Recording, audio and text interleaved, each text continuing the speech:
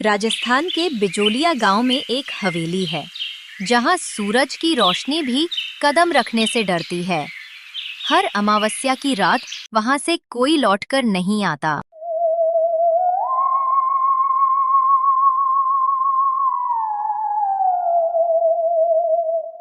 काका, कल फिर अमावस्या है। क्या फिर हवेली बंद रखनी पड़ेगी? बेटा, डर सच्चा है। 100 साल पहले चौधरी की हवेली में रत्ना नाम की औरत को टोना टोटका कहकर जिंदा जलाया गया था। मरते वक्त उसने कहा था, हर अमावस्या को लौ जलाऊंगी और चौधरी की औलाद को बुलाऊंगी। जैसे जैसे सूरज ढला, गांव के दरवाजे बंद होने लगे और हवेली की खिड़की में एक लौ फिर से कांपने लगी।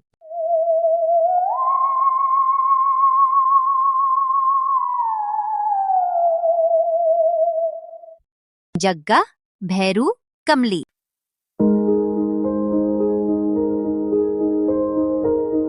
जग्गा, मत जा हवेली में। कल की रात गांव ने किसी को नहीं देखा लौटते हुए। डरपोक लोग ही भूत बनाते हैं। मैं देखूंगा क्या है वहां। जग्गा, आज सपना आया था। कोई औरत कह रही थी, दिया दो बेटा।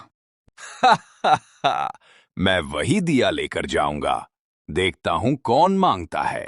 रात उतर चुकी है। जग्गा लालटेन लेकर सूनी पगडंडी पर चल रहा है। कुत्तों का भौंकना रुक जाता है। जब पूरा गांव सो गया, तब एक लौ हवेली की ओर बढ़ी।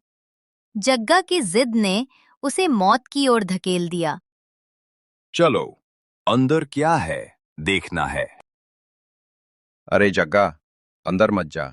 पिछली बार जो गया था, सुबह तक नहीं लौटा। डरपोको, मैं अकेला जाऊंगा हवेली में। देखता हूं कौन सी चुड़ैल मुझे रोकती है।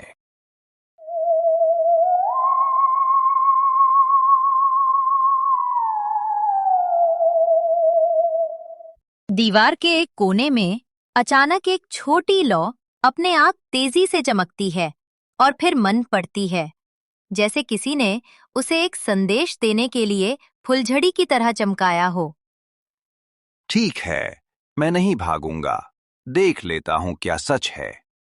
कमरा आधा टूटा हुआ, एक बिखरी चद्दर, एक टूटे हुए बिस्तर पर एक खाली तख्ती। खिड़की के पास एक छोटा मेज जहां एक बरंडा का दिया आधा जलकर ठहरा है। स्वाभाविक नहीं, दिया बिना हवा के टिमटिमा रहा है। जग्गा दिए के पास झुकता है, उसे थपथपाता है। लौ शांत नहीं होती, बल्कि हल्की सी गति से बढ़ती है। ये कब जला? यहां तो कोई नहीं आता। दिया दो, दिया दो, दिया दो। कौन बोल रहा है? बाहर आ दिखाइए। मैं डरने वाला नहीं। जग्गा नीचे उतरता है। जैसे ही वो हॉल के बीच आता है, उसके पीछे से दीवार की परछाइयां हल्की हल्की हिलती हैं, पर जब वो मुड़कर देखता है, कुछ भी नहीं। कौन है?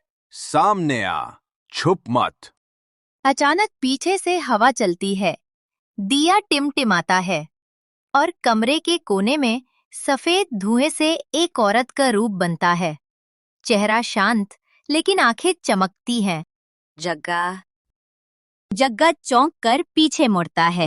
कौन? तू कौन है? जिसे तूने आवाज दी थी, वो नाम, वही लौ, वही दिया। रत्ना की आकृति धीरे धीरे स्पष्ट होती है। उसके गले में टूटी हुई चूड़ी की झलक, बाल बिखरे, पर चेहरा बहुत शांत। तू रत्ना है ना? वही जो चौधरी की हवेली में मरी थी। मरी नहीं, जलाई गई थी। सच बोलने की सजा मिली थी मुझे। सच क्या था?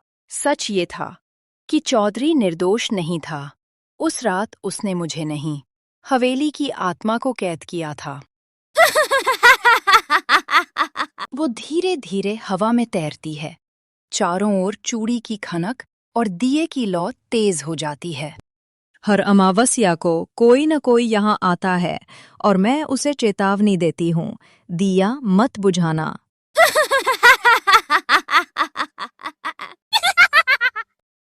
तो अब मुझे क्यों बुलाया तूने?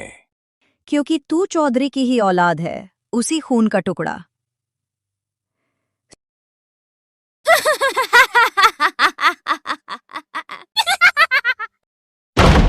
जग्गा स्तब्ध रह जाता है। दिया की लौ अचानक बहुत बड़ी होकर कमरे को भर देती है। अब हवेली को इंसाफ चाहिए और वो इंसाफ तू देगा। जग्गा चीखने ही वाला होता है कि लौ उस पर गिरती है।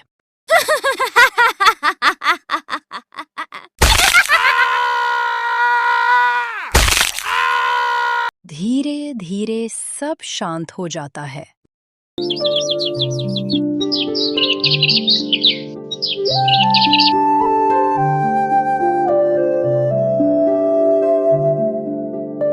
सुबह की हल्की किरण हवेली की टूटी खिड़की से अंदर आती है।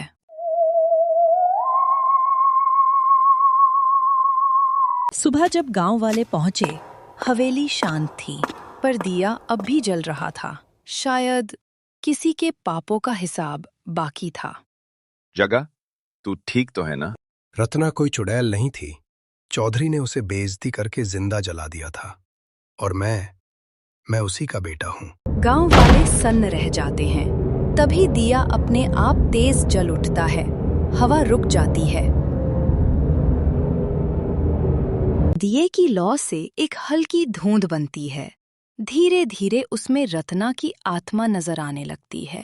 डरो मत, मैं कोई चुड़ैल नहीं, एक माँ हूं जिसकी कहानी अधूरी रह गई थी। इस हवेली में मैं भी रहती थी, चौधरी की पत्नी बनकर, पर उसके अहंकार ने मेरी इज्जत जला दी। अमावस्या की रात इसी दिए के पास मुझे आग में झोंक दिया गया। सभी दंग रह जाते हैं। जग्गा की आंखों में आंसू हैं। और जब मैं राख बन रही थी, मेरी गोद में मेरा बच्चा था, वही बच्चा जिसे गांव ने अनाथ समझकर पाल लिया। वो आगे बढ़ती है। दिए की लौ और चमकने लगती है। वो बच्चा जग्गा है। हे भगवान! मैं नहीं चाहती थी बदला, बस ये चाहता थी कि मेरा बेटा सच्चाई जाने और मेरा नाम कलंक नहीं, इंसाफ के साथ याद किया जाए। रत्ना दिए के पास आती है, हाथ जोड़ती है। अब जब सच सामने है, मेरी आत्मा को मुक्ति दो। इस दिए की लौ को अपनी श्रद्धा से रोशन करो। गांव वाले और जग्गा हाथ जोड़ते हैं। भजन की आवाज धीरे से तेज होती है। दिया जले, माँ को शांति मिले। रत्ना की आत्मा धीरे धीरे ऊपर उठती है, मुस्कुराती है और सुनहरी रोशनी में विलीन हो जाती है। दिया अब स्थिर और उज्जवल है। सच कभी नहीं मरता, वो बस अपने वक्त का इंतजार करता है। अगर रत्ना की सच्चाई ने आपको भी छू लिया तो लाइक करो, कमेंट में दिया मत बुझाना लिखो और सब्सक्राइब करो, ताकि अगली अमावस्या की कहानी सबसे पहले तुम्हें सुनाई दे।